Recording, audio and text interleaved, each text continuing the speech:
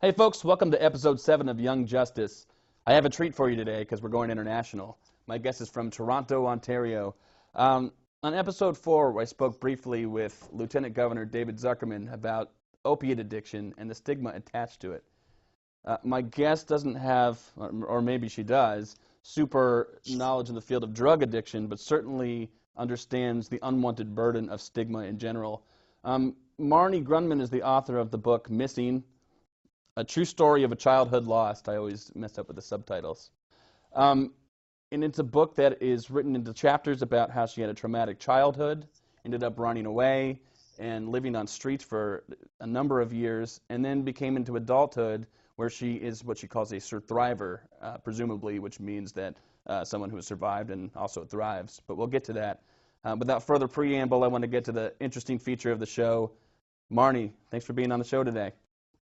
Thank you for having me. I really appreciate it, Zach. Oh my God. And so just to give my listeners and viewers some context, I'll just run through and then I'll let you tell your story. But so your story is about, like I said, you had a traumatic childhood to start, and then you ran away from home as a kid, and it looked like in some series of steps. But in one instant, you kind of did just for good, from about 13 to 17, if I'm not mistaken. And so that gets me thinking, like if you would rather be living on the streets and in the conditions which you'll explain in just a moment, that means something. That means the home is not good. If you'd rather be on the streets than in the ostensible comfort of your own home, then that is certainly a problem. And then it goes on to explain adulthood for you and how you've sort of come out of both the stigma attached to being someone who is a runaway and also how you have sort of overcome the trauma in your life. And so reading the book, like I was just saying to you, it's broken up into short chapters that are super digestible, if you will, and they are packed, loaded with information. So there were times when something got intense, and I would say, okay, that's something to think on. I'm going to put it down, and it allowed me to do it. So maybe you can run us through chronologically your story, just sort of what your home life was like in your childhood. Well, it's a big story. So to kind of give a basic background, my mother, my biological mother, wasn't somebody that should have ever had children. She suffered from a myriad of problems, not the least of which was alcohol and taking uppers and downers. And I don't know that she was ever not on a substance. And it's not that surprising. My grandmother was also a functional alcoholic, so most people didn't know that she was also in that sort of state. As a young child, just as a baby, my mother was not there. She was passed out most of the time. She would leave me to my own devices, and we had some neighbors and babysitters that would check on my brother and I and knew that things were wrong. But we're also talking so many years ago. I mean, we're over, like we're 45 years, almost 50 years ago. Eventually, it got so bad in my mother's care that she actually dropped me out of a 2-story window, and I broke 2 arms. Wow. And before you ask, yes, I remember everything about it. I remember the sensation. The only thing I don't have is the impact, and because I became unconscious. So from there, I ended up living with my grandparents, and as my grandmother was an alcoholic, and as there were a myriad of problems in that house, they created my mother. So your first clue is, you don't take the children from the bad environment and put them in the creators of the person from the bad environment, right? I started running away. I think my father was either signing some sort of custody papers for me. My father had left when I was 14 months old. It was the first time I saw him in person. My grandparents took me when he signed those papers, and I had a really good experience with him. He was very warm. So from about 5 until 9, I would run away trying to find him. So those were my early years, and my mother was in and out of our lives, and sometimes she was gone for months at a time, and it didn't really matter. It wasn't like she was gone, it was okay. Marnie, how did this go unnoticed? I mean, did people around have some idea that this was happening, but maybe didn't know the right steps to take or what to say? Not only did they know that there were a lot of things that were wrong, they didn't know how to intervene. Even now people have difficulty with it, because if they didn't, we wouldn't have so many issues in the homes, right? If people were actually getting involved, under that whole "it takes a village," if the village was actually participating in helping when families are in need and when children are running away and all of these things are happening, we wouldn't have the situation we do.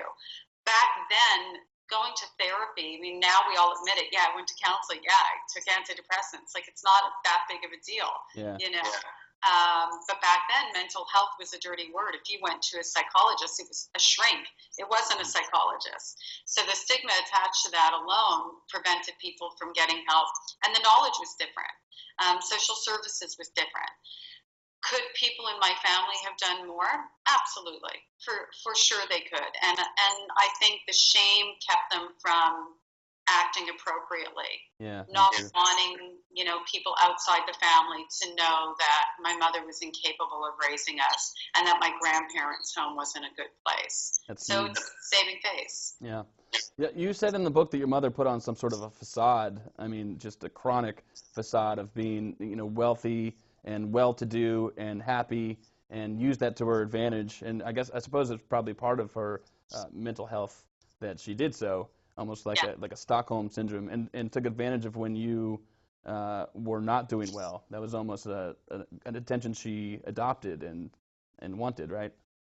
Oh, yeah, it was great for her. Well, I believe with my whole heart she loved being the mother of a missing child and a child who ran away, because what it did was it proved that I was bad and she was good.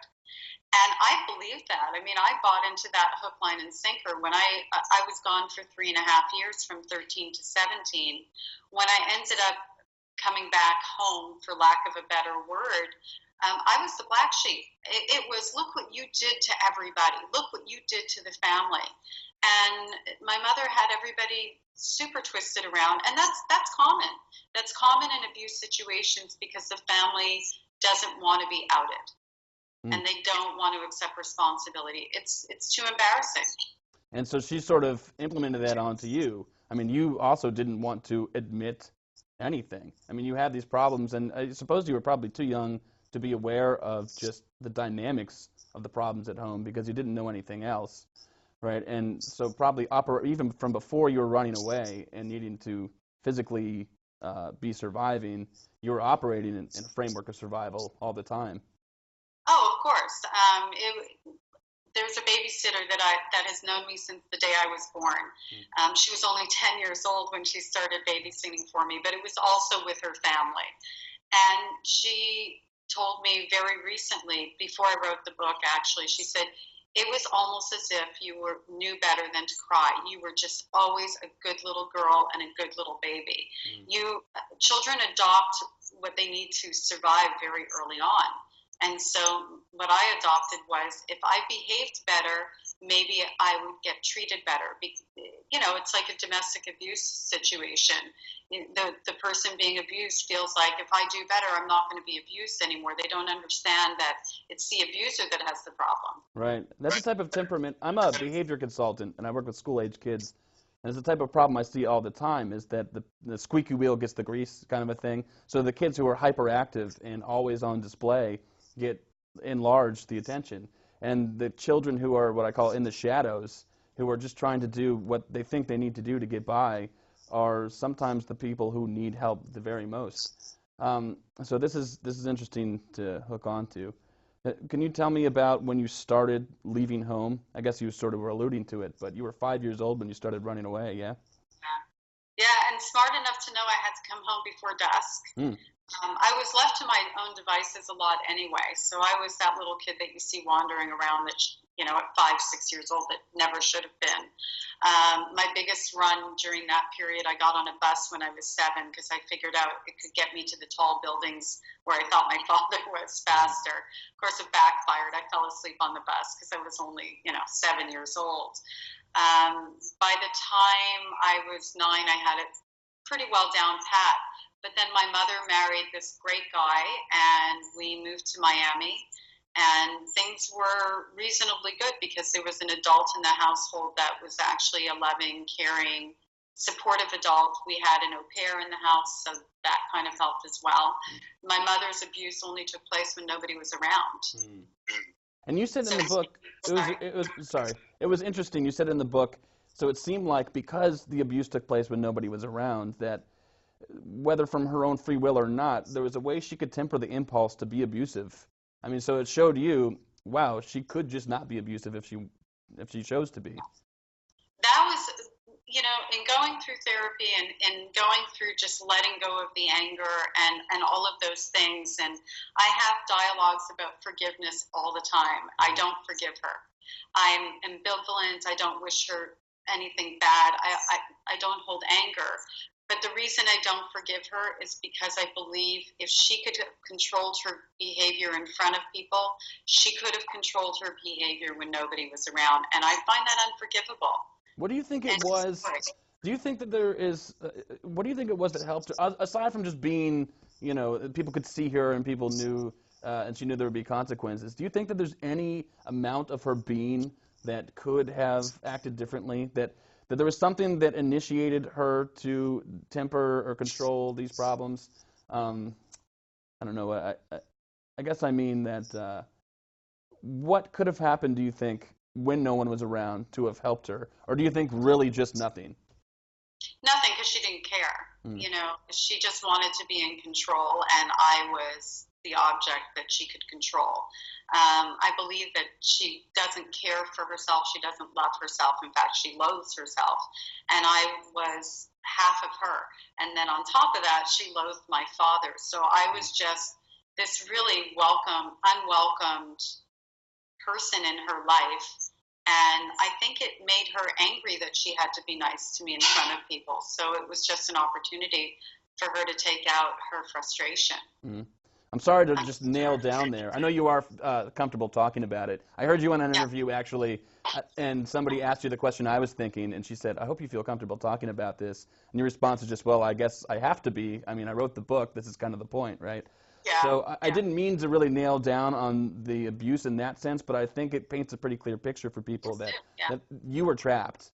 I mean, there's not a thing you could have done except try to be around other people as much as you could.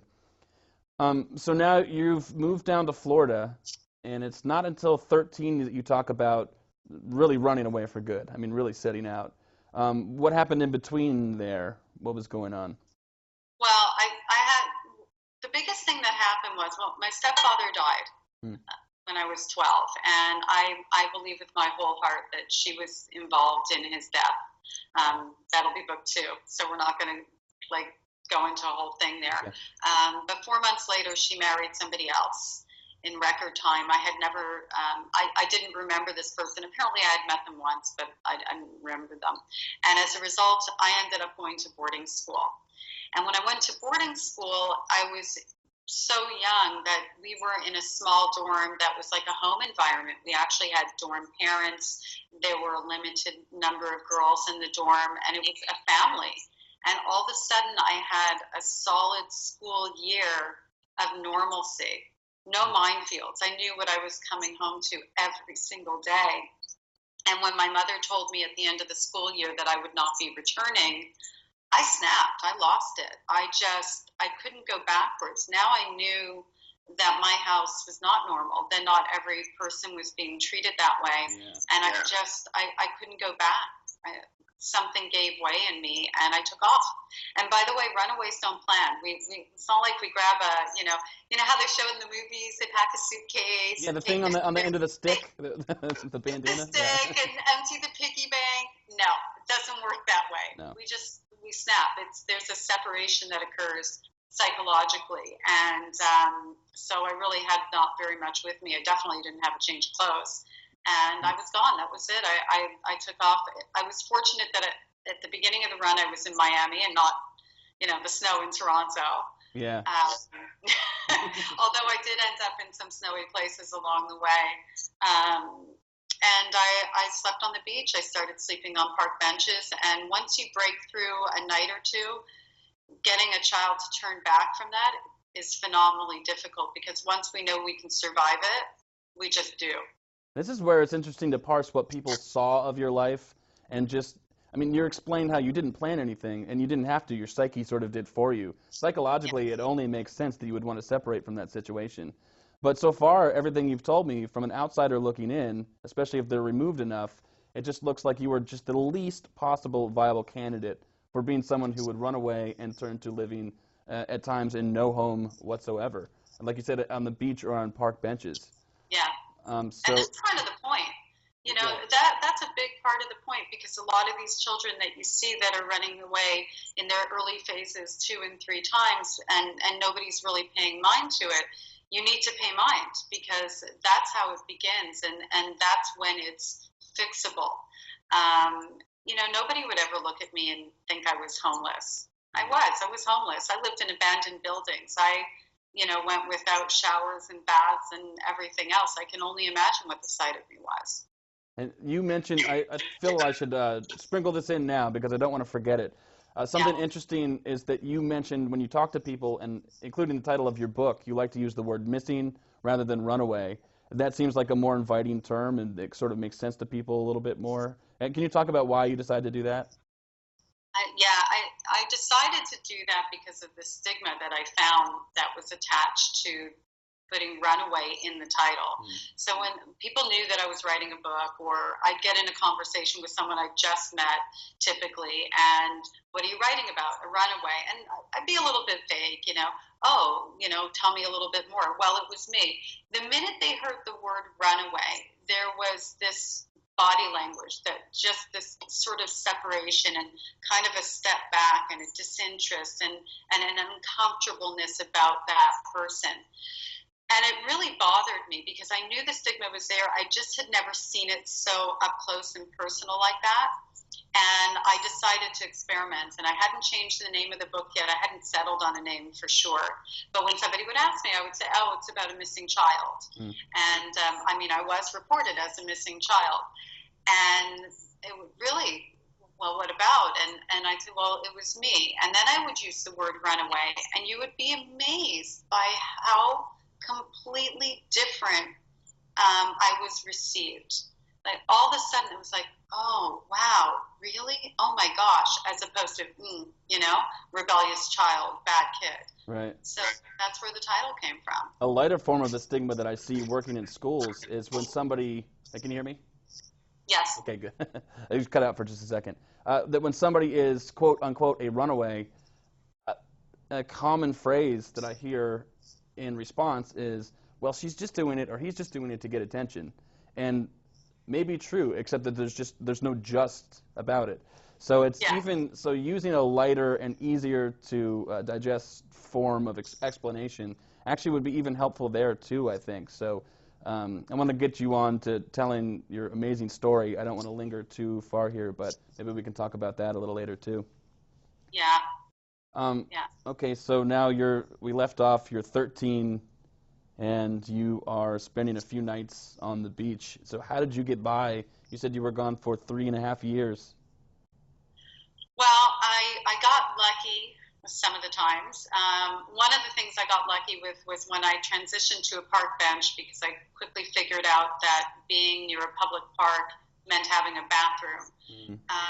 There was a woman who found me and invited me in for like food and like a shower and a place to sleep.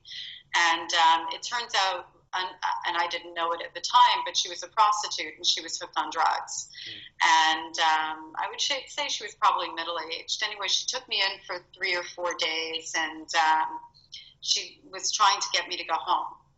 And so I promised her I would go home. But seeing how she lived, what I really did was I promised myself I would never do drugs and I would never sell my body. I grew up around drugs, so I already knew I didn't want to do them. That just solidified it that much more.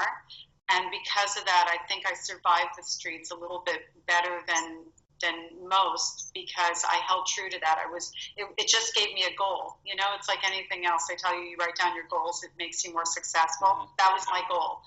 And then I met another runaway, and we ended up together for quite a bit of the time. We made each other cousins. That's what happens. You tend to gravitate towards each other. And she had been out on the streets much longer than I had, and really showed me the ropes. I mean, we lived in a sauna of an apartment complex for long periods of time. She taught me how to steal food from grocery stores.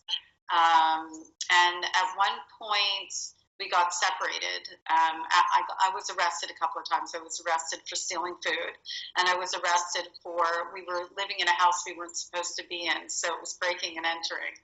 And I'm not sure which one it was, but we became separated, and I was now again on my own. Yeah. And I ended up falling into a job as a cocktail waitress at 14. How do you get a job at 14? Did you have to lie about your age?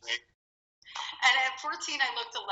I mean, I was just this tiny little tomboy-looking little thing, you know.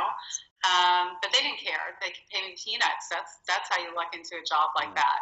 And from then on, I was mostly employed, not always in a great position, but I learned how to provide for myself, as meager as it was, and it wasn't ideal. I mean, I should have been, you know, going to dances and worrying about homework. So yeah, true. It's easy to forget that. Yeah, I mean, for you and probably for people who knew you as well. Yeah. Yeah. Did you make? So you talked about the other runaway that you met. I almost recoil at saying that term now that we talked about that it has that stigma attached to it. But there was another person that you connected with. Did you have a lot of meaningful relationships? And by meaningful, I can even talk about relative to your home life, that helped you along and helped you to thrive in the future? As a runaway, right. I don't know that you can call anything meaningful, because the problem is that there's no true deep bonding when you're a runaway. First of all, I am living under a name and an age that don't even belong to me. So I'm living in a complete assumed identity, telling people that my family is dead, that I'm solo, you know, things like that. So meaningful in terms of, were there people along the way that impacted my being okay? Yes, like the drug addicted prostitute. Meaningful in terms of really being connected to somebody on a deeper level? Not really, because I could fly away at any moment if it meant my survival was in jeopardy. So there's no real bond, unfortunately. There's a lot of numbness going on. So when did that come? So you're at the age of 14. You are a waitress and you're surviving on your own. You're making your own income. When did things become stable? Did it happen first that you met people and started getting more socially stable, or did you get more financially stable, or did they happen in conjunction? Well, I got more stable as soon as I found that job, actually, because I was able to pay bills and provide a roof over my head. And then the instability would ironically come from relationships. I lived with a couple, 3 guys throughout that period of time, and those relationships were never ideal or the healthiest of relationships. I mean, I was 14, living like a grown-up, you know. Well, and you never had a meaningful, good, connected relationship, had you? At that Sorry? time? And you never really had a great relationship with many people at all, had you, at that point? No, I mean, you know, the foundation that was laid for me before I ran away in some ways did prepare me to be more functional. I mean, the babysitter that I had that was 10 years old when she started sitting for me came with an entire family, and I called her mom and dad, aunt and uncle. So I had that foundation. Like, I had people in my life along the way that allowed me to attach, because babies that aren't cared for don't attach. And I think that was the difference. I mean, we had housekeepers that were /au pairs that we had for years. And so those people were the people that laid a foundation for me to be able to be functional in a relationship, and also to see what a good relationship looked like. I see. So that's, I think, what made the difference for me. Even boarding school was a tremendous stability for me. So I knew what it felt like, and I just knew I didn't have it. So how did you get from, now you're surviving on your own, and like you said, you were super young, and your relationships were sort of the instability in your life at that point. And so what happened to get to where you are now? I feel like that's an enormous jump. But what got you more stable, and what kinds of things helped along the way into adulthood? Well, I mean, I had my first child at 17, so that was the beginning of my stability. I didn't have the self-love, the love that I should have had for myself, but I had this love for her that made it so that I wanted to be better. I wanted to be better for her. I wanted to provide for her. I wanted to protect her and give her what I never had growing up. So that was the beginning of becoming more stable, albeit not without difficulty. I was 17 years old with a baby, so it wasn't perfect by any means. And then later on, I met a man that I married, and I spent 13, 14 years with, who happened to have a background in psychology. And he was a huge stabilizing force in my life, and 13 years older than I was. So it was kind of like, it was a marriage, it was a romantic relationship, obviously, but it was also very parental. So I always say he kind of grew me up, and he gave me the self-esteem that I don't know that I would have ever gained if not for that relationship in my life. And how did you branch off and start making relationships with other people? I know in the book you talked about just not being able to be honest about who you were, even when you were a little bit more comfortable. And so how did you get, I guess this book would be a good indicator of how, but I'm guessing even before that, how were you able to branch off and make connections with people otherwise? I think because of how I bonded with my children, I could bond with people in the same way. I've never had a lot of really long-term relationships in my life because I did run away because we did move so often prior to that. I would tell what I felt was necessary and what I felt comfortable telling. Until this year, most people didn't know my true history. They knew I went to boarding school. They assumed I went to college, and that was the end of that. And I would just allow that to be and feed into that as well, partly because I was ashamed and partly because I didn't want to answer questions. And it's very difficult when you grow up that way and you don't get to go to high school and go through graduation and go to college and all those things to feel equal next to the person who did get to do those things. That was a very difficult thing for me to reconcile. It took me many years not to feel less than, if only because of that. Yeah. So when you published the book and now all of a sudden everybody knows your story, how was that response for you? It's been great. So fortunately, listen, not everyone's going to love it. I've had some people who are on my mother's side of the family, distant relatives, really talk to me deeply and ask me lots of questions. More, I've had people validating, going, well, we kind of knew this or that, but they were young as well and couldn't intervene. But the majority has been really supportive and positive, and I've connected to people that we've started these conversations where they're being helped by my experiences. So it's really become it's come full circle. Best thing I ever did. Good. So have you been able to, it's easy for me looking on, and I'm sure for my viewers and your readers too, to see, oh no, you don't have anything to be ashamed about. It's much harder to live with that. And so have you been able to now parse the fact that, the things that happened to you were through no free will and that there's nothing to be shameful for? I understand that in my head 100%. Right. But I'll tell you, and I just wrote an article about it the other day because, with all the hashtags that we have, one of them is no more shame. And I love that hashtag, but I have to tell you, I don't know that I'll ever 100% not feel some sense of embarrassment for a moment here or a moment there. And what I've learned is that I'm okay with that. Oh, well, but for the most part, I'm living it. And so it looks like that you are, I said that you were an author, but I didn't introduce you as that you write articles, and you're also a consultant, just a really honest interlocutor with people. And you are interested in doing work with people in your similar situation?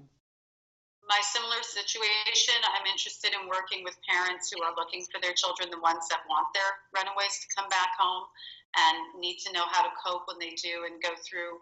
I would like to see families heal. I'd like to see families be able to come back together. You never know what the actual situation was, and therapy can be obviously something that rebuilds these relationships. Helping the children who are now coming back to understand that they did what they needed to do and helping them let go and heal beyond that. Child abuse victims in general, Educators, I think it's really important to work with educators because they missed the signs in the school. I mean, the teachers knew that I was running away. But again, it's like what you just said. You hear the word runaway, oh, they're just looking for attention. Well, no kidding. Yeah, we're looking for attention because something is really wrong. So it's a half-truth right there. And the the dialogue needs to start, well, they're looking for attention. Why? Right. What's happening? And that's the toughest part, because once the salience is stripped from that person's problem, they're not good advocates for themselves, as you've pointed out in your book. Somebody who's undergone abusive relationships are just primed to be taken advantage of and to not speak for themselves.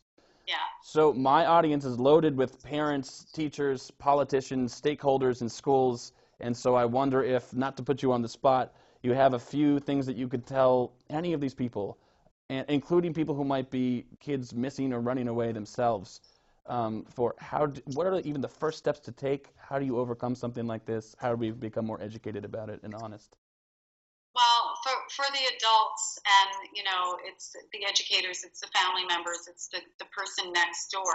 If you know of a child that's run away 2 or 3 times, that's a pretty good indicator that they're not going to stop running, that they're showing you a pattern of behavior. And asking them why they're running, you're never going to get the answer because they're convinced that they're bad and what their abuser is doing is deserved.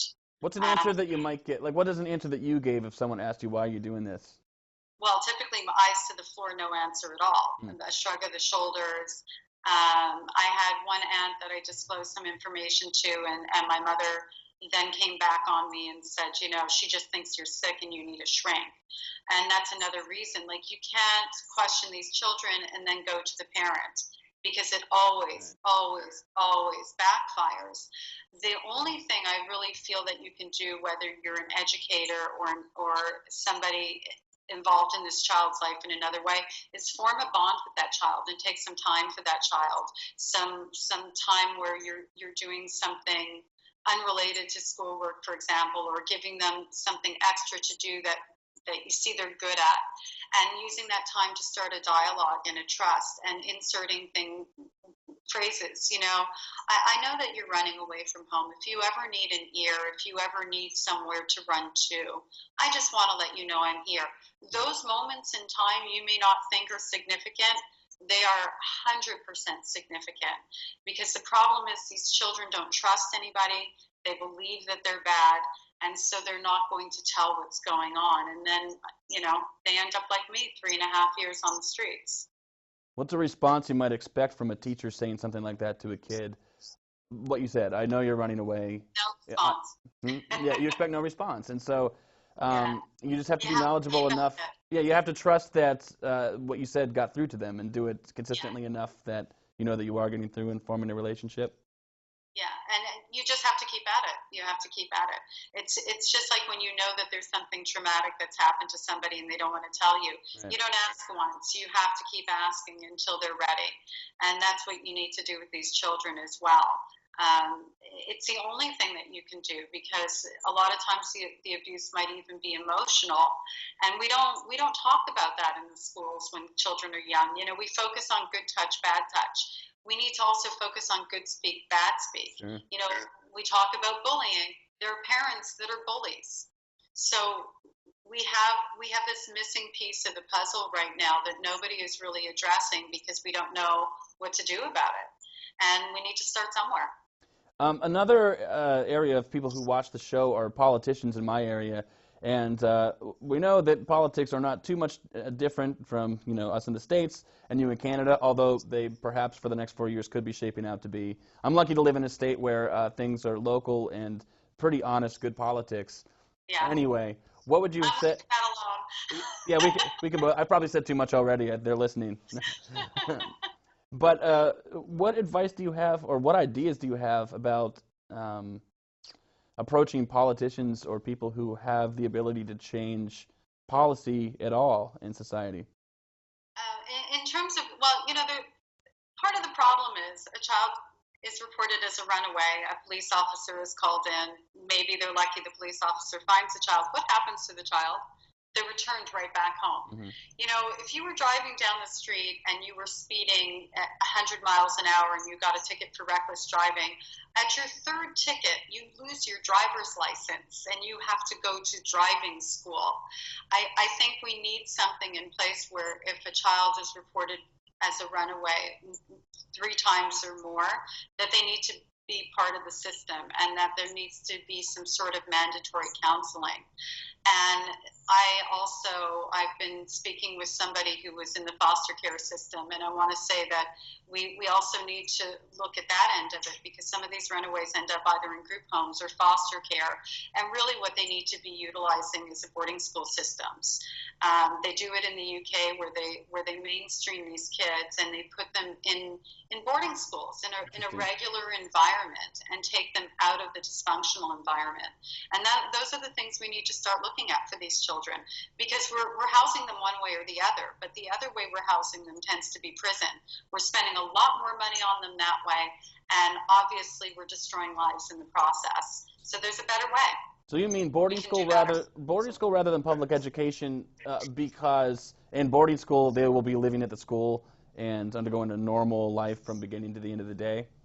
Exactly, Gotcha. Exactly. And it's not a group home. So, you know, there's a group home mentality. You're taking a bunch of children and that are all from troubled backgrounds and throwing them all together. So you're having to combat all of these behaviors at the same time. What if you're taking these children and you're separating them out, and rather than treating them like criminals in a group home and placing them in a normalized environment like that, where there's also counseling available and other resources, you would be amazed at how these children would turn around, because all they really want is a place that they know they're safe. That's all they want. They want to know that the adults in their life can be counted on and that they're not bad. And when you put a kid in a group home, you're labeling them bad. When you put a kid in a foster home, it may not be a good foster home. You know, we have issues where there's people just collecting a check and kids are going missing from foster homes and we don't even know about it. You know, the system needs an overhaul, and that's what I would say to the politicians, is the system needs an overhaul. Well, Marnie, thank you so much for being with us. We're running short on time. I want to say thanks for being on the program. Thank you for your wisdom, your brilliant book, and I want to just leave a few seconds to be able to plug anything that you might want, any resources you might want to get out there. Your website is marniegrundman.com. That's correct. Anything? And you can find everything there. Sorry? Oh, that's okay. We can find it all in that database right there? You can find it all there, and connect with me on Twitter as well. So, and I always answer emails. So if you email me through the site, you will hear back from me 100%. Wonderful. I'm looking forward to doing that. I think a lot of people around here could benefit from your wisdom. Thank you so much. I really appreciate it, Zach. Marnie, thank you. So, folks, you'll have to join me next time. I'm going to be interviewing a member of the school that I work at. His name is Jim Shields, and we will be talking about alternative education. Thanks for tuning in.